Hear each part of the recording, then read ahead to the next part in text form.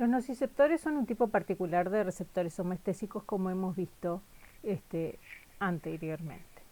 La nocicepción puede dar una idea de una sensación de un dolor, por ejemplo, lento y punzante, o una sensación de lento y quemante.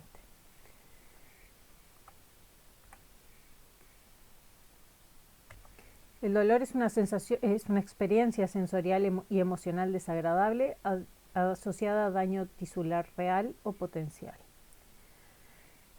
Y la experiencia del dolor se sucede por activación de los nociceptores. La nocicepción depende de vías y receptores específicamente dedicados. Dado que alertar al cerebro de los peligros que implican los estímulos nocivos difiere sustancialmente de informarle sobre los estímulos sensoriales somáticos inocuos, tiene sentido que se dedique un subsistema especial a la percepción de circunstancias potencialmente amenazantes. La importancia primordial del dolor en la práctica clínica, así como los muchos aspectos de la fisiología y farmacología del dolor que aún no se comprenden perfectamente, siguen haciendo de la nocicepción un área de investigación extremadamente activa. La percepción del dolor tiene, por supuesto, su componente sensorial, como dije recién, es por activación de los nociceptores, pero a su vez tiene un componente afectivo, así como también autonómico y comportamental que determina la alerta.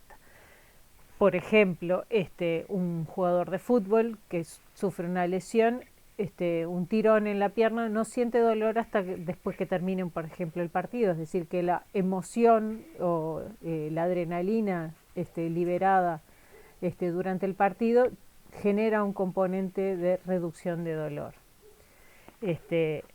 Beecher y colaboradores descubrieron que, por ejemplo, los soldados en la Segunda Guerra Mundial que sufrían grandes heridas de batalla a menudo experimentaban poco o ningún dolor. El dolor lo sentían después de que eran sacados del campo de batalla. Ellos concluyeron que la percepción del dolor depende de su contexto. El dolor de un soldado herido en el campo de batalla presumiblemente sería mitigado por los beneficios imaginarios de ser alejado del peligro, mientras que la lesión similar en un entorno doméstico presentaría un conjunto de circunstancias muy diferentes que podrían exacerbar el dolor: pérdida de trabajo, responsabilidad financiera, etc. Es decir, que el dolor es diferente de la nocicepción, y el dolor es una sensación subjetiva y variable. Debido a que los axones nociceptivos periféricos son terminaciones libres, no especializadas, es convencional categorizar los nociceptores de acuerdo con las propiedades de los axones asociados a ellos. Los receptores sensoriales somáticos responsables de la percepción de estímulos mecánicos inocuos están asociados con axones mielínicos de gran diámetro que, al ser mielínicos, además tienen una gran velocidad de conducción. Y por otro lado, los axones asociados a los nociceptores pueden ser mielínicos, pero fundamentalmente son amielínicos, o cuando son amielínicos tienen poca mielina, por lo tanto sus velocidades de conducción son relativamente bajas. En consecuencia, estos axones transmiten información sobre el dolor con estas fibras que son de baja velocidad de conducción, de alrededor de 20 metros por segundo, o incluso en las fibras de tipo C, esa velocidad de conducción es 10 veces menor, es decir, de alrededor de 2 metros por segundo. Es decir que, si bien la conducción de la información nociceptiva es relativamente lenta, existen vías de dolor rápidas y lentas. En general, entonces, esta naturaleza dual de la sensación dolorosa determina una primera señal, que es una señal de alerta para evitar o reducir el daño, y del daño tisular, y esa información viaja a través de fibras de tipo A delta, ¿sí?, es decir, que es promotora de ajustes comportamentales adecuados para la recuperación funcional y anatómica, a la vez de alejarse de los estímulos nocivos. La activación entonces de estas fibras da origen a un dolor de tipo rápido y agudo punzante. El otro tipo de dolor es un dolor de tipo lento y con sensación quemante y llevado por las fibras de tipo C. Por otra parte, además de este dolor, este tipo de dolor, puede aparecer otro tipo de dolor, que es un dolor persistente. A diferencia del dolor agudo, que es este que venimos describiendo, puede existir además en un individuo un dolor persistente o crónico, y puede darse por a dos niveles. Uno es el dolor nociceptivo por activación de los nociceptores, es decir, a nivel periférico, que por alguna razón o alguna patología los nociceptores se estén activando de forma anómala, o el dolor de tipo neuropático, que es un dolor ya patológico, y que el dolor neuropático puede darse a distintos niveles de la vía nociceptiva. Por otra parte, podemos entonces, y asociado también al tipo de fibras aferentes que llevan esta información, podemos encontrar los nociceptores de tipo unimodal, asociados a fibras de tipo A delta, en el que encontramos los mecanonociceptores y los termonociceptores. ¿Sí? Los termonociceptores se activan a temperaturas mayores a 45 grados o menores a 5 grados, y vamos a ver que esos termonociceptores no tienen nada que ver. Ahora en breve vamos a ver que los termonociceptores no son receptores térmicos, sino que son nociceptores que se activan a temperaturas altas, altas, mayores a 45 o menores a 5 grados. Por otro lado están los nociceptores polimodales, asociados a fibras de tipo C, que pueden ser térmicos, químicos o mecanoreceptores. A su vez, la localización adecuada del dolor y además de la calidad del dolor y la intensidad, está asociada por la activación de otros mecanoreceptores no nociceptivos que están contribuyendo a la sensación, a la percepción del dolor.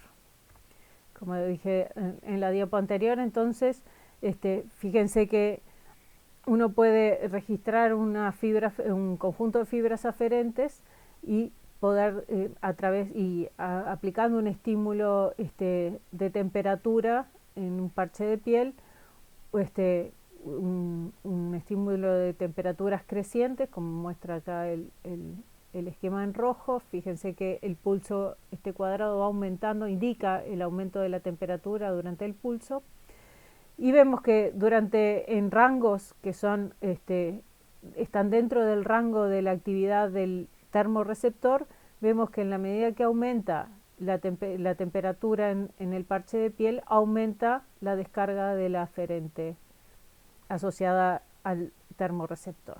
Una vez que alcanzamos o superamos el límite de esta curva de sintonía, digamos, del termorreceptor, ya por más que se aumente la temperatura sobre ese parche de piel, este tipo de fibras no aumenta su frecuencia de descarga. ¿Sí? Y lo vemos acá en la curva azul, en el que vemos la magnitud de la respuesta de la fibra aferente en función de la temperatura aplicada. Por otro lado, si miramos qué es lo que pasa con el nociceptor, vemos que a temperaturas en que no son dañinas para el tejido, este nociceptor no descarga, pero cuando estamos llegando a los límites en los que sí esa temperatura puede provocar daño en la piel, el nociceptor aumenta su frecuencia de descarga acorde a la intensidad del estímulo. Y lo vemos aquí en la curva negra. Como dijimos también en la clase anterior, o en la parte de los videos anteriores, la transducción a nivel de los nociceptores ocurren por activación de canales de tipo TRP asociados entonces a estos tipos de receptores asociados a canales de potenciales receptoriales transitorios TRP por su nombre en inglés. Estos receptores que son sensibles a la temperatura, a temperaturas altas, también son sensibles a capsaicina, que es el componente de los pimientos, y la asociación de la capsaicina o el estímulo térmico alto abren estos canales catiónicos no selectivos, ¿sí? Pero también estos canales se pueden abrir por disminución de la cantidad de aumento, perdón, de la concentración de protones en el medio extracelular, ¿sí? Es decir, pH bajo, y este tipo de receptor se conoce como receptor valinoide. Es decir, que tenemos distintos agonistas que son capaces de abrir o activar un mismo canal de tipo, en este caso el BR1, ¿sí? Protones, una concentración de protones extracelular elevada, temperatura y capsaicina. De hecho, a raíz, como podemos ver en este esquema, en este dibujo, si uno registra la corriente a través de estos canales de tipo TRP, vemos que la amplitud de la corriente generada por la presencia de capsaicina depende de la concentración de capsaicina en cada uno, en este caso, de estos tipos de pimientos que tienen distintos grados de concentración de capsaicina, ¿no? Y como estos receptores se activan también por altas temperaturas, es que se asocia el consumo de pimientos picantes con la sensación de calor. Gracias a este tipo de experimentos se han descubierto 6 familias de canales de tipo TRP que son sensibles a la temperatura y otros agonistas.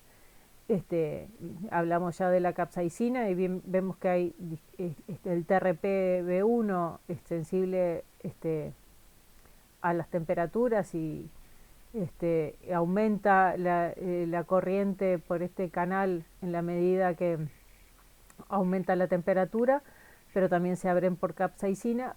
Y hay otros tipos también de canales sensibles a la temperatura de tipo TRP, ¿sí? Así como también hay canales que se abren a temperaturas ante descensos de temperatura, o por ejemplo el eucaliptus, los componentes del eucaliptus o la menta que generan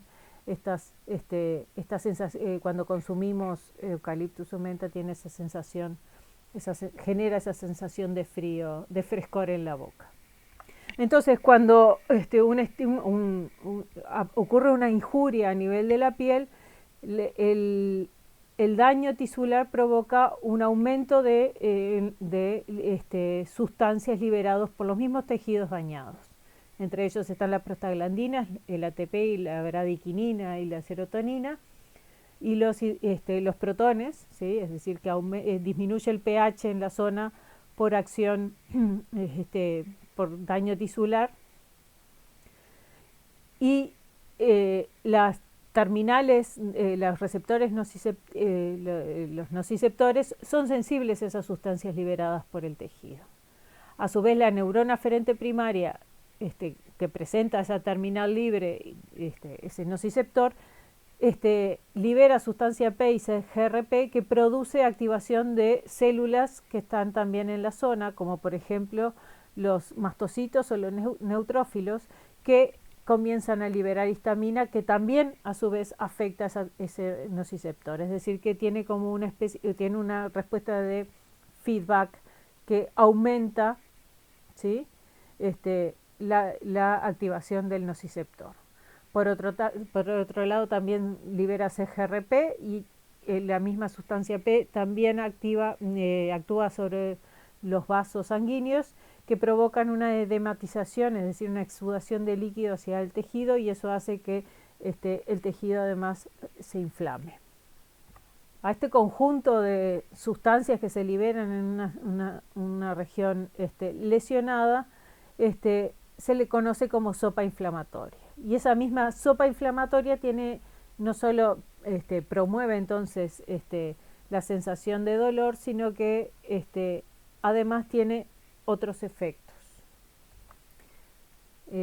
Cuando uno analiza la respuesta de un individuo, bueno, la sensación de dolor frente a un estímulo de intensidad en aumento, por ejemplo, tenemos una intensidad de estímulo que es inocuo hasta que empieza a ser nocivo, y eso genera una sensación de dolor creciente en la medida que aumenta la intensidad del estímulo. Pero cuando cuando esto es en una situación normal en la que el tejido no está dañado.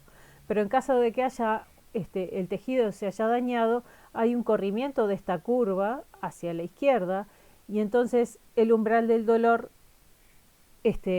disminuye, ¿sí? Es decir, que ahora, ante un estímulo que antes era indoloro, ahora se genera una sensación de dolor. A eso se lo conoce como alodinia. Y luego, cuando miramos cuál es el umbral del dolor para un estímulo nocivo en un individuo normal, vemos que la curva ahora para el mismo estímulo que antes no generaba dolor o que generaba poco dolor, ahora aumenta la sensación de dolor luego de estos mecanismos de sensibilización, y a eso se le conoce como hiperalgesia. Un poco me adelanté y dije, bueno, estos mecanismos, esto que genera este corrimiento de la curva hacia la izquierda son mecanismos de sensibilización, y esos mecanismos de sensibilización ocurren a nivel periférico e incluso pueden encontrarse también pueden encontrarse a nivel central. Así que luego de un estímulo doloroso que está asociado al daño tisular, los estímulos en el área de la lesión y la región alrededor de esta lesión, se genera entonces esta sensibilización de los nociceptores. La sensibilización de los nociceptores depende de esta sopa que hablamos recién, de este conjunto de sustancias que son liberadas en la región de la lesión y que pueden extenderse un poquito más allá del sitio original de lesión. La sensibilización central, los mecanismos que determinan mecanismos de sensibilización a nivel central, se refieren al aumento dependiente de la actividad, el aumento de excitabilidad de las neuronas del asta dorsal, o la hiperexcitabilidad. Esto ocurre después de una activación sostenida de las aferentes nociceptivas. Y entonces como resultado, a partir de que estas aferentes nociceptivas aumentan su actividad, las neuronas del asta dorsal ahora se vuelven más excitables. Entonces, ante un estímulo que antes no provocaba actividad en el asta dorsal, en este caso, ahora generan, estas neuronas del asta dorsal alcanzan el umbral más fácilmente. Es decir, que la hiperexcitabilidad de las neuronas del asta dorsal son provocadas por la misma actividad de los nociceptores. Además de que esta hiperexcitabilidad puede explicar también el dolor patológico, es importante saber que no solo las neuronas del asta dorsal